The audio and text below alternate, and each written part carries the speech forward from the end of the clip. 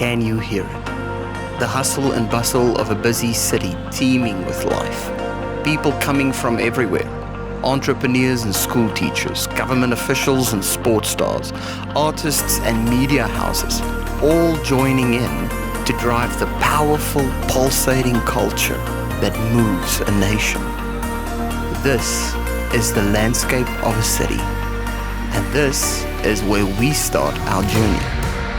Armed with faith to reach the lost, a love that can heal the pain, and a living hope ready to restore the brokenness of cities around the globe.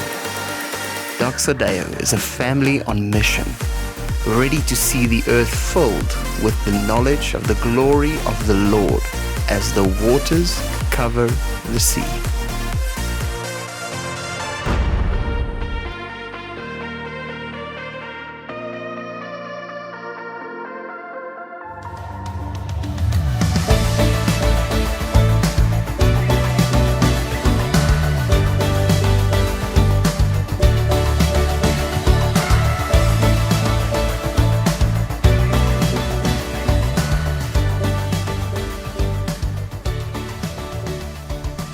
Goeiemôre en welkom weer aanlyn hier by ons by Doxa Deo in Auckland, New Zealand.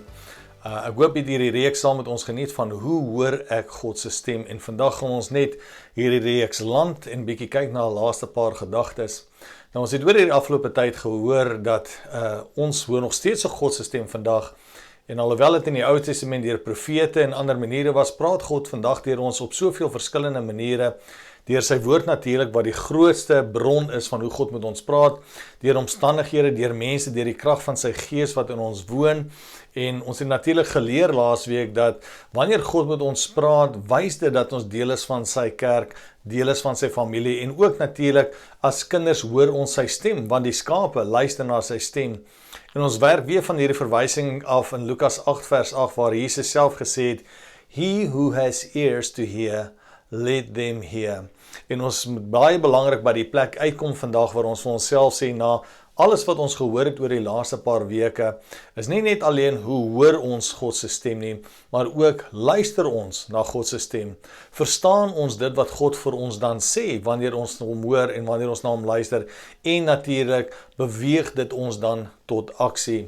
Nou, as ons so dink bietjie aan hoe om God se stem te hoor, wil ons graag vandag hierdie reeks afsluit met die gedagte van sekere goeders wat in die pad staan daarvan om God se stem te hoor, en die een van die grootste hindernisse wat in die pad staan daarvan om God se stem te hoor, is probleme.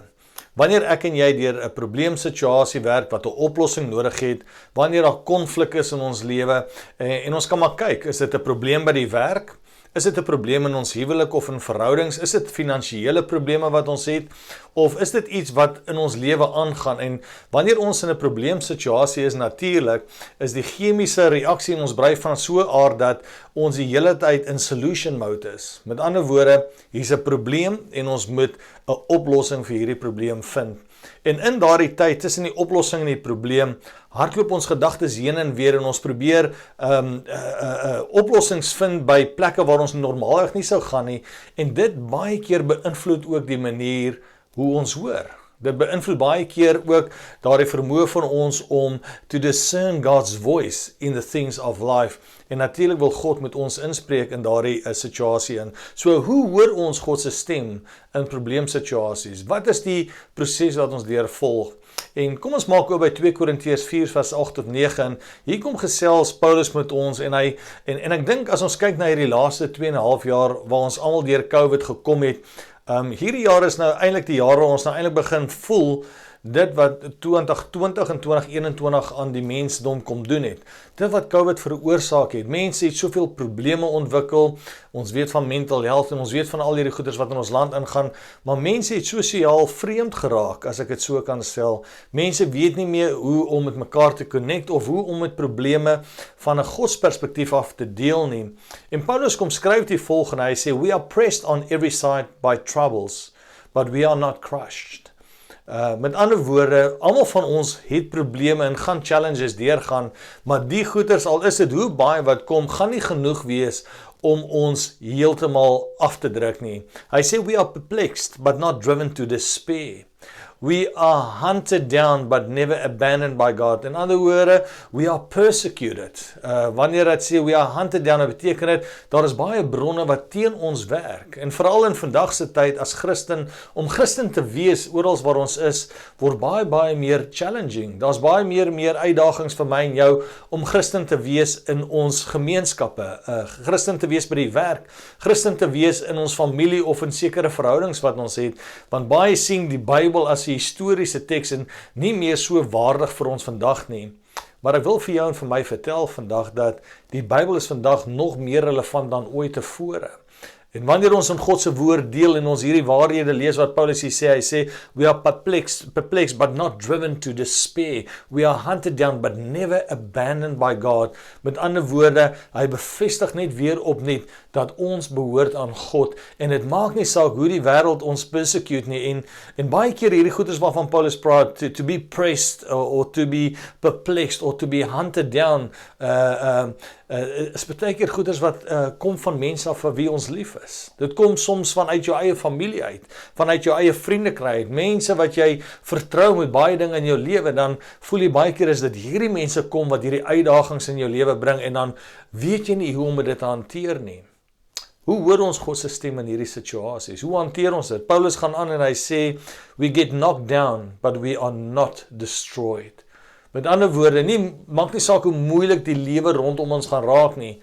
God se belofte is dat hierdie goed ons nie sal onderkry nie. En ons het vanoggend gehoor in die worship die verwysing na Romeine 8 waar ons sê dat wat sal ons skei van die liefde van Jesus? Verdrukking, vervolgdheid, naaktheid of swaar, geen van hierdie dinge sal ons kan skei van die liefde van Jesus nie, want in al hierdie dinge is ons meer dan oorwinnaars. Jesus, Paulus en Jakobus het baie keer verwys daarna dat ons in hierdie wêreld gaan ons verdrukkinge ly. Ons gaan in hierdie wêreld uitdagings hê. En dan kom sê Jesus die baie mooi woorde en hy gee die bemoediging waar hy sê, maar hou goeie moed, ek het die wêreld reeds oorwin. En dit is die wonderlike gedagte waarmee ons dan loop vanmôre om te dink, Here, in 'n probleemsituasie, eerder as om kan ons sê angstig te raak of verboureerd te raak, hoe kan ek God se stem hoor in so 'n situasie? En ek wil ons graag vat na hierdie storie toe in Johannes 11, die storie van Lazarus wat vir ons almal wel bekend is. En ons sien hierdie storie afspeel waar Martha en Maria die boodskapper stuur na Jesus toe om vir hom te laat weet dat Lazarus, die een vir wie hy lief is baie siek. Nou, uit 'n menslike oogpunt sou mens dink dat Jesus dadelik sou reageer en sou gaan, want hierso vir Martha en Maria, die probleem is Lazarus is siek. Die oplossing is Jesus. Jesus is die een wat vir Lazarus kan genees sodat sy lewe kan aangaan. En hulle kom in hierdie konteks en hulle kom sê vir hom dat Lazarus is siek. En hier in vers 4 kom sê Jesus het die boodskap gehoor en gesê, hierdie siekte gaan nie op die dood uitloop nie, maar vind plaas om die heiligheid van God sigbaar te maak, sodat die Seun van God daardeur verheerlik kan word. Nog het die boodskapper, nog het die disippels nie hierdie verstaan wat Jesus probeer sê het nie. Want in hierdie selfde stuk sê die Here vir die disippels en Jesus sê vir hulle, ons vriend Lazarus slaap net, ons het nie nou nodig om soontoe te gaan nie. En dit is wat gebeur met ons in die lewe. Hier is 'n probleem, en Jesus is the quick fix. Jesus is die oplossing. He's the solution for the problem that I experience. En ek kom na hom toe met my vraag en met my verwagting en met hierdie mandaat om te sê, Here, as u kind, verwag ek dat u hierdie probleem vir my moet uitsorteer, so asseblief sorteer die probleem uit. En dan tree Jesus dalk heeltemal anders op en dan raak ons verboureerd en ons verstaan nie, maar Here, hoekom sal u dan nie dit wil doen nie? Dit is tog wie u is. Martha, Maria, Lazarus, hulle het almal die wonderwerke gesien. Die disippels verstaan die wonderwerke wat Jesus gedoen het. En hierdie opsig sê hy vir die disippels, nee, ons gaan nie nou nie. Wanneer ons 'n probleem het, gaan ons in soort van 'n survival mode in ons gedagtes en ons brein en jy weet dit laat hierdie chemiese stowwe vry van survival, van protection en hoe gaan ons nou reageer om hierdie probleem te fix? En baie keer is Jesus nie eers die een na wie toe ons gaan nie. Omdat die Bybel so irrelevant geword het vir baie mense en net gesien word as 'n historiese teks, soek hulle hierdie antwoorde op baie ander plekke. En of ons voel dalk in onsself, ek is die oplossing vir die probleem. Maar baie keer is die oplossing vir ons om te leer hoe om te luister. Hoe om te sê, Here, hoe kan ek afstand doen van my trots? Van daai eie ek, van om voor te wees en om altyd die oplossing te wees. Hoe kan ek afstand doen van daai goeders en net Jesus se stem hoor? Ons lees dan verder toe in Johannes 11 vers 14. Toe sê Jesus reguit vir hulle, Lazarus is dood. Omdat hulle nie kon verstaan toe Jesus sê, Lazarus slaap net en ons kan op 'n ander tyd so toe gaan. Dis nie nou baie dringend nie. En weer eens het hy vir hulle gesê dat ek gaan nie nou so toe gaan nie, want dit wat met Lazarus gebeur is 'n teken van dit wat ek 'n wonderwerk of iets wat ek gaan doen ter verheerliking van my Vader God. En in vers 14 kom maak Jesus dit nou net vir hulle duidelik. Toe sê Jesus reguit vir hulle, Lazarus is dood, maar terwille van julle is ek bly dat ek nie daar was nie, sodat julle kan glo. Laat ons dan na hom toe gaan. So hier bevestig Here vir hulle, Lazarus is dood. Ek is bly dat ek nie op daardie stadium al klaar die probleem vir hulle uitsorteer het nie. En ons weet, Jesus kon net daar waar hy was, toe die versoeking gekom het, of die besoeker gekom het om te sê, u moet kom, Lazarus is siek, kon Jesus net 'n gebed daar gebid het, en Lazarus sou daar gesond geword het. Maar Jesus wil hierdie oomblik gebruik om vir die disippels en vir Martha en Maria en vir almal wat daar was, wil hy iets leer van om wat gebeur tussen die probleem en die oplossing. Want tussen die probleem en die oplossing is daar 'n pause, is daar 'n tyd waar daar dinge moet gebeur. Dis die tyd waarin ons planne beraam. Dit is die tyd waar ons moet deurdink van wat sal die beste oplossing wees vir die situasie waarin ek is. So ons kyk na kerke vandag, kerke loop leeg na COVID, baie kerke het toegemaak en baie leiers en Christelike leiers mag dalk daar sit en so, hoe hou ons wat ons het, of hoe gaan ons aan met wat ons het, of hoe doen ons dit anderste, en daar's bekommernis. En ons weet die Here beveel ons in soveel plekke, dat ons onsself nie moet bekommer oor die dag van môre nie. Inteendeel, ek wil my verstout om te sê dat ons lewe in 'n tyd waar ons 'n groot uitstorting en herlewing van God se krag en sy gees en sy woord in ons tyd gaan sien. En daar waar jy sit vanmôre en luister, is dalk 'n goeie tyd net om vir jouself of vir die persoon langs jou te sê, ons is bestem vir die tyd waarin ons nou lewe. Ons is presies waar God ons nou wil hê. Dit is nie per toeval dat ons vanmôre na hierdie boodskap luister nie.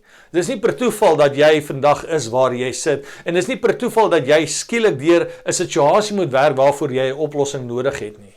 God word nooit onkant betrap nie, en daarom sien ons in hierdie verhaal waar Jesus die disippels en almal wat daar gaan wees, hierdie les wil leer van wat gebeur tussen die probleem en die oplossing.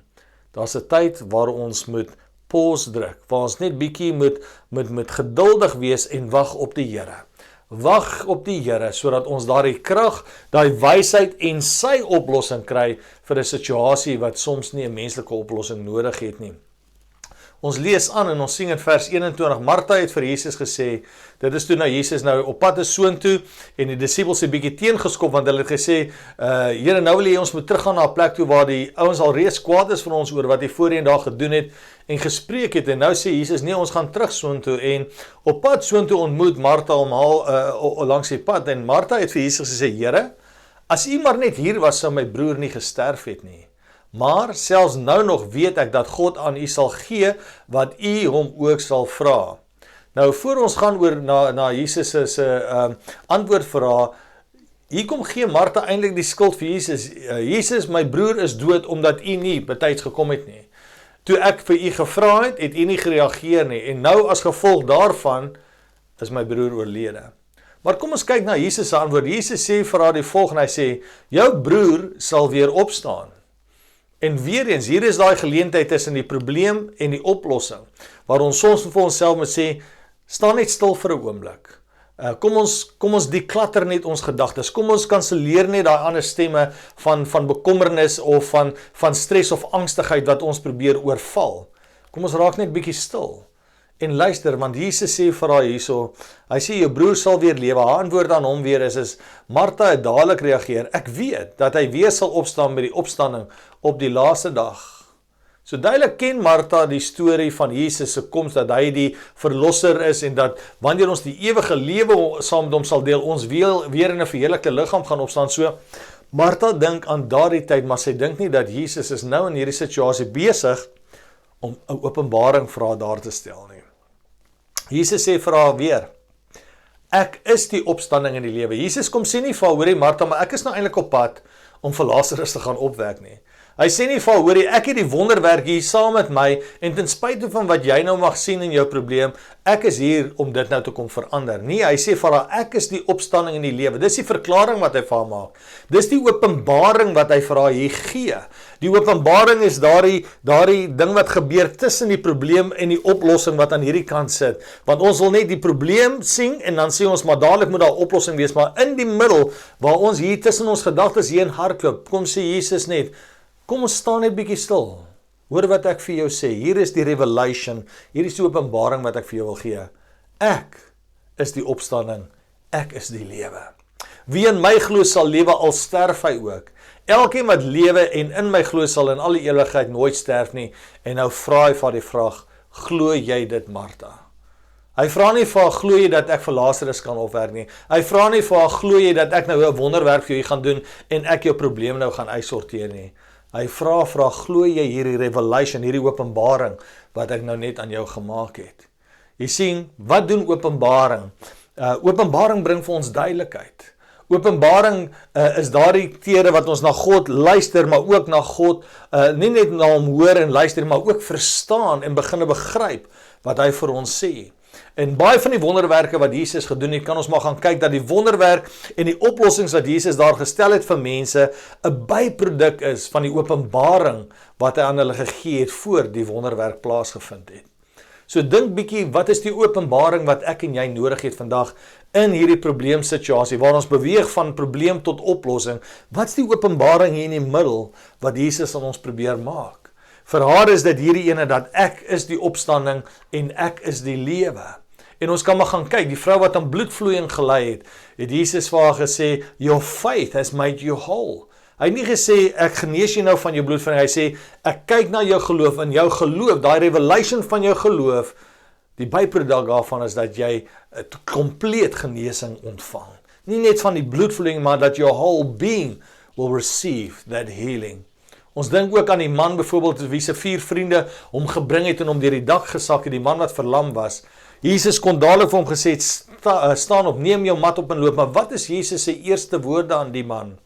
Jesus het die geloof van sy vriende gesien. Maar Jesus se eerste woorde aan hierdie man is daai revelation, your sins are forgiven.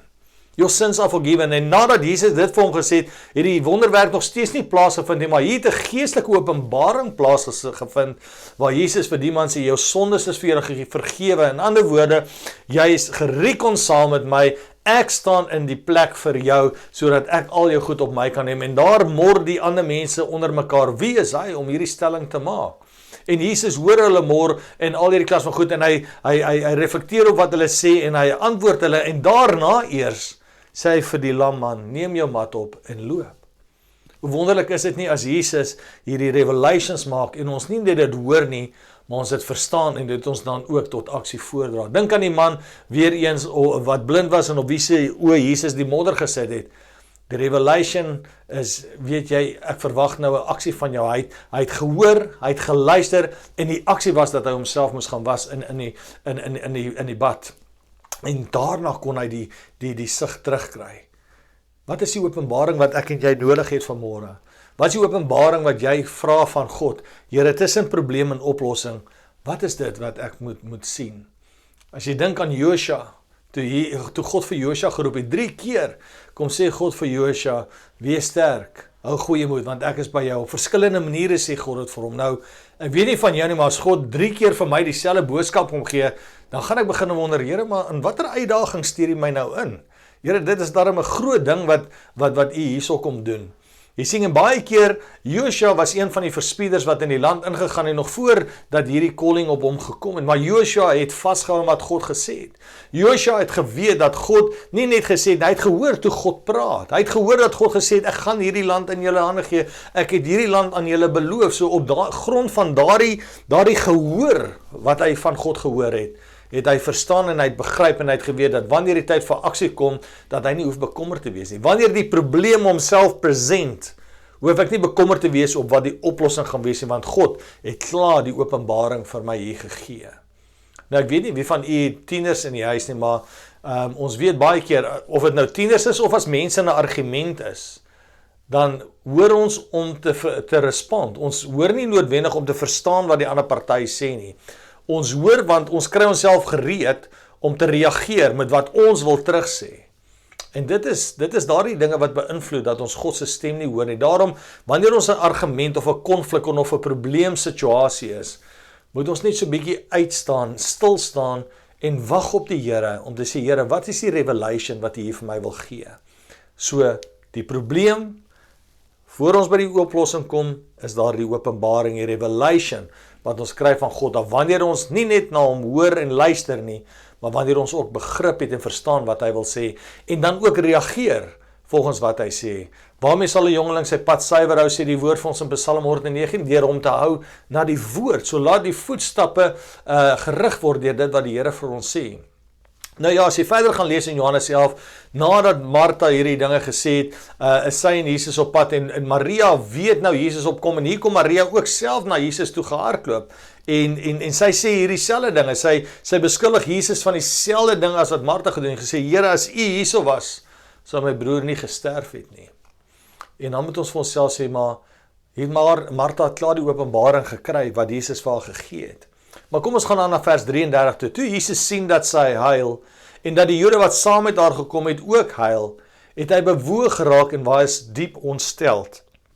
En dan vers 35 sê, Jesus begin toe te huil. Ons weet, dis die kortste vers in die Bybel, in die Engels, Jesus wept. En as jy in die Engelse vertaling gaan lees, dan sê daardie gedeelte vir ons, dat Jesus was very troubled. En daardie woord in die Grieks beteken dat Jesus was baie omgekrap gewees, omdat hy gesien het die pyn waardeur hulle gaan. Dis hoekom, alhoewel hy vir hulle lief was hy was omgekrap in sy binneste, en hy het geween en gehuil oor wat die dood, en die sonde, en die siekte, en dit wat die wêreld kom doen aan die mens. Dit was vir hom so sleg om te sien, dat dit was nie sy intensie met creation nie. Toe hy die skepping daar gestel het, was dit nie sy intensie dat sonde en siekte en dood, en al hierdie dinge, en mislukking en disappointment, dat dit mense so kom seermaak en mense so kom aftrek nie. In die Griekse woord sê dit beteken hy was ticked off. Hy was regtig upset met dit wat die vyand in die wêreld kom doen aan dit wat hy mooi geskaap het. Weet, en ek is maar baie visuele mens, en ek dink baie keer, weet, kom ons in 'n situasie en ons het die oplossing, en of ons is die antwoord vir 'n probleem wat iemand het, en dan sien jy soms die stres waardeur hulle gaan en die angs, en dan dink jy dan vir jouself, as jy maar net weet wat ek hier in my sak vir jou het, of as jy net weet hierdie geskenk wat ek vir jou bring, of as jy net weet dat ek al klaar die oplossing vir jou daar gestel het, dan weet hoe excited sal die mense wees. En even in die situasie, jy weet, hier kom Jesus ingestap, hy sien almal huil, en jy weet, wonder of hy daar voor hy hierdie bewoondheid ervaar het, al gesê het, as julle maar net weet, ek is hier om hierdie wonderwerk te doen, ek wil julle met excited wees, want ek gaan nou iets exciting doen, maar nee. Hy was bewoe, hy was seer, hy was stikkend in sy binnekant, oor wat die skepping wat hy beplan het vir ons, heeltemal verdraaid geraak het deur dit wat sonde en deur die vyand deur die wêreld ingetree het. Dit wat seer maak, en dit was vir hom sleg. Jesus sê in vers 39 toe vir hulle, rol die klip weg.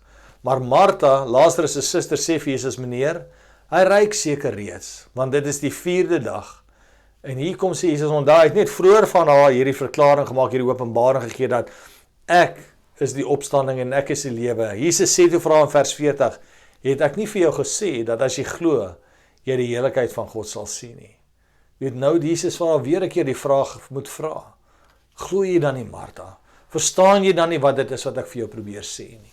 En nou terwyl ons dan met hierdie reeks land vandag om te sê, hoe hoor ek God se stem, het ons nou so baie dinge geleer, en vandag wil ons net hierdie saak om aanspreek, en dan afsluit om te sê, Here, help ons dat probleem en konflik en al hierdie situasies wat ons lewe so probeer verstrengel, help ons om nie toe te laat, dat dit 'n wig indryf tussen dit wat ons van hier af moet hoor en verstaan, en dit wat ons self in ons eie menswees probeer doen nie. Onthou, daar is altyd 3 goed wat belangrike is. Daar's dinge wat ek en jy alleen kan doen, met ander woorde, dis net ek en jy wat God kan aanvaar en in ons lewe inroep as ons verlosser en persoonlike saligmaker. Dan is daar dinge wat ek en jy en God same doen. Daar's goeders wat ons saam met vertrou, soos die man wat blind was. Hy sê, ek gaan jou gesond maak, Jesus smeer die modder aan sy oë, maar nou moet jy gaan en jouself gaan was. So dis daardie vertrouensverhouding waar God saam met jou in 'n ding is, en dis die mooiheid van Christendom, waar Jesus ons nooi om te kom partner met hom, om saam met hom te journey, om sy voice te word in die wêreld. En dan is daar dinge wat net God vir ons kon doen. Dit wat hy deur Jesus gedoen het aan die kruis, is net God wat dit kon doen. Ons kon onsself nie red nie. Net hy kan dit doen. So in elke konflik of probleemsituasie wat ek en jy ervaar, mag ons vir God spasie gee en ruimte gee. Mag ons die geraas rondom ons kanselleer en te sê, Here, help my om ingestel te raak en tussen die probleem en oplossing net bietjie te gaan stil staan en te wag op U om te hoor dit wat U vir my wil sê. Daai openbaring, dat ek die openbaring vang, raak sien en dat ek daarop reageer. En ek sluit af met die laaste gedeelte in 2 Korintiërs waar ons begin het, waar Paulus gesê het, I'm pressed but not crushed, persecuted, not abandoned, struck down but not destroyed. Dan kom sê in vers 10 daar, through suffering, our bodies continue to share in the death of Jesus, so that the life of Jesus may also be seen in our bodies. So ten spyte van die goeders wat ons gaan ervaar, die probleme wat ons gaan moet deurwerk in die lewe, in dit alles, wanneer ons daai openbaring van God vat, display ons Jesus sy resurrection en sy heerlikheid deur ons lewe. So mag dit ons dryf tot ere van die Here. Kom ons bid saam. Vader, dankie dat gebed is ons manier om met U te deel. Dit is ons dialoog met U en waar ons U ook, Here, vra om dan in ons lewe in te spreek en te praat, of dit deur die woord is, of dit deur mense is, of dit deur profesie is, of deur die krag van die Gees, en selfs deur probleemsituasies, spreek U met ons en leer U ons. Help ons om geesingesteldheid te hê, Vader, 'n geestelike ingesteldheid waar ons gefokus is op dit wat U wil sê en nie op ons eie krag te staat maak om te dink dat ons kan alle probleme uitsorteer of die oplossing wees nie. In baie dinge in ons lewe is U alleen die oplossing. En help ons, Vader, om nie verboureer te raak in sulke situasies nie, maar om net in daardie omstandighede te sê, Here, wat is dit wat U wil hê ek moet hoor? Wat is die openbaring wat U gee? En wat is die volgende tree wat U wil hê ek moet gee? So Here, help ons in daardie opsig, en ons gee aan U al die lof en eer vir die woord wat U in ons lewe gedeponeer het vanmôre. En Heilige Gees, wees U die naprediker van die woord en bring ons by 'n plek waar ons kan verstaan dat die planne wat U vir ons het ten goeie is en nie planne om ons skade te doen nie. Ons eer U daarvoor in die naam van Jesus.